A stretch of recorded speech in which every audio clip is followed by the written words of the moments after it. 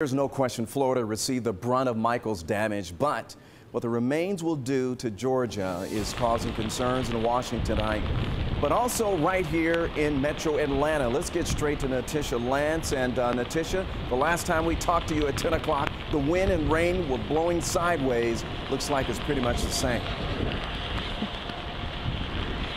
Yeah, Ron, it is pretty much the same. We're still getting that rain coming down sideways, and we keep getting these gusts of wind that comes through every once in a while. And I would say throughout the evening, throughout the night, the rain has gone from light to heavy, but it's been steady all the way through. And we've gone between Cobb County and Fulton County, driving around for a couple hours, and it was the same thing there. Now, we didn't see any extensive flooding in either places, but we have seen some pooling starting to gather up, as well as around those grids where water goes down in the street.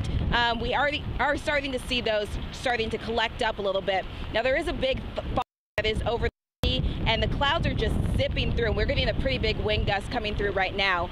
So the thing that we really want to impart upon people is just to stay cautious, especially when they're on these roads. The roads are slick. When you're on those freeways, can be really tough. So everybody just stay safe as much as you can. All right, good advice there, Natisha. Thanks a lot.